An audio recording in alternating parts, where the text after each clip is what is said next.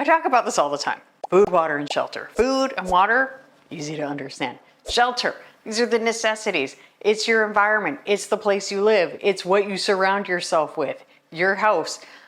And a lot of us want to eat better, but we're trying to do it inside a life and a house that just feels like a lot. And when life feels like a lot, everything else gets harder. It is harder to make healthy choices.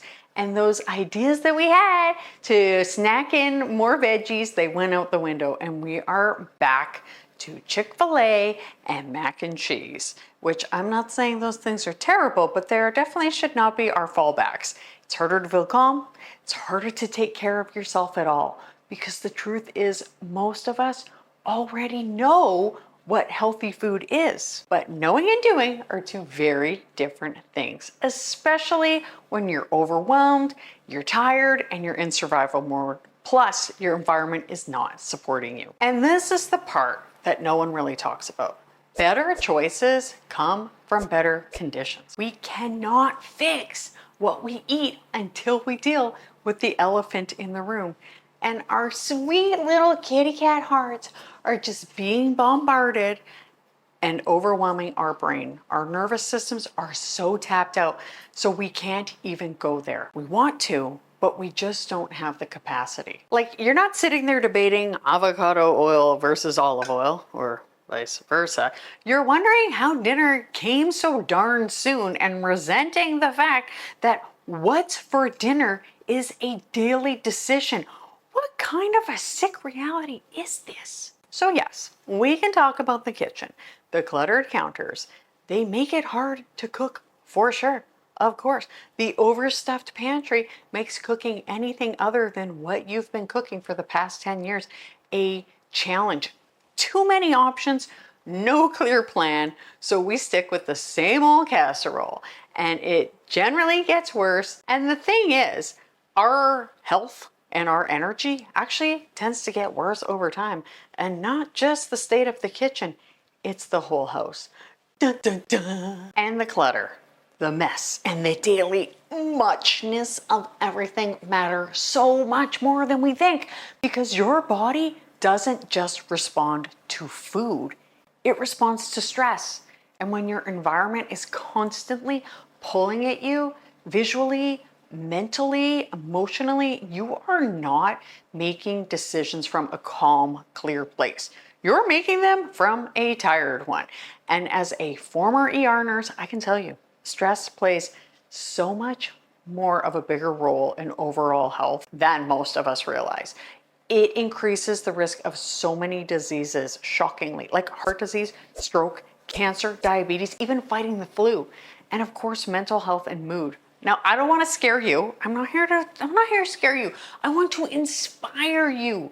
And being informed is powerful, and that is where the inspiration can come from. A little bit of a reality check can be helpful. So when we stop and we look around and we say, wait, is my house making it harder to be healthy? My shelter, is my home contributing to a body shape that I'm not exactly thrilled with? I'm not loving how hard it is to take care of things after 40.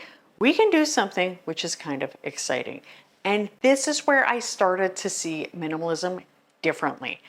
And I'm not saying like extreme minimalism. I talk about minimalist light, but just not just as a clean home, but almost like a diet. And not a diet where you restrict food, but a diet where you reduce what you have to manage overall. Fewer choices, fewer inputs, less noise. And suddenly, eating well becomes a lot more doable. It turns out that the problem wasn't that I needed more recipes. God knows I have my cookbook collection that I love. I needed less stuff. And if we look at the kitchen and the pantry, yes, these are actually two huge areas that we can work on and get a massive return as soon as possible. Let me give you an example.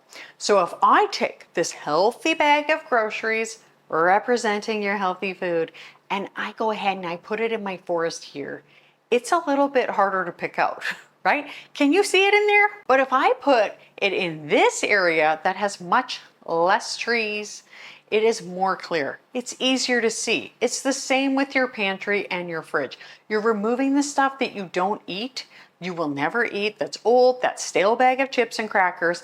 That is a good start. Then if we go to put the healthy stuff front and center, that helps, because let's be honest, no one has ever said, oh good, I found the lentils behind the Halloween candy. And how would cooking go in a cluttered forest? Not great. We want as clear a counter as we can, so it invites us to take the time to cook because it's easier. It's like a blank canvas. First, you can remove the excess stuff clouding your vision in your kitchen. And yes, food matters a lot, and this is something I am so passionate about, and I will touch on that a bit in a minute. I love Mediterranean style eating so much. I also really try to prioritize protein, but I don't skip out on the carbs or the fat, because all of those things are very, very important for us to balance things. But just remember, yes, balancing the food is important, but if your life feels chaotic, it's very, very, very hard to stay consistent with any kind of a diet change. So instead of asking, what should I eat? A better place to start might be, what is making this harder than it needs to be? And then you can make those healthier food choices. So here's what you can do today on your own. This doesn't have to be a huge overhaul. You don't need a full weekend, and you don't need the perfect plan.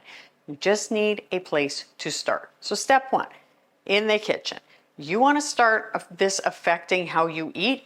You can start in your kitchen. Now, of course, you could start in your bedroom, so at least it's tidy and you wake up in a good place, but we're going to talk kitchen. So pick one small area, maybe a drawer, a shelf, one section of your fridge, and just remove anything that does not support the way that you want to eat.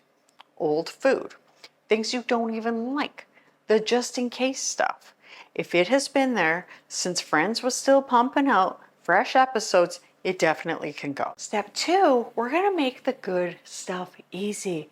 So then you're gonna take the food that you do wanna eat and you will make it obvious. You're gonna put it front and center, easy to grab, easy to see, in the fridge, right there, in the pantry, right in front of you, or your cupboard or whatever. I am short, I am 5'1", so if I wanna reach like my chips, they're up high, which gives me extra pause to think, do I want to put a kink in my neck and eat some chips, or do I want to eat this healthy freeze-dried peas in front of me? We don't rise to our intentions, we fall to what is easy. And step three is to clear one surface. You're going to clear it off, just one, probably a section of your counter that makes it harder to prepare food, your kitchen island. Because when that space is clear, cooking feels possible again. It's easier to chop veggies, it's easier to make good choices. And step four, maybe most importantly, you're gonna start noticing how your space makes you feel. Not judging it, but just noticing, like first of all, how did I feel before? Was I like, oh gosh, I don't wanna look in the pantry, what's in there? But now that things are tidy, how does this feel? Is this supporting me? Is this draining me? You don't have to fix everything today, but if you can make your environment just a little bit lighter, you might be surprised how much easier everything else feels. You can check out the mighty circle below if you really want that extra boost. Remember, better conditions create better choices, and this is where it all starts. I hope something great happens for you today. Please like and subscribe. Only a fraction of people watching are subscribed.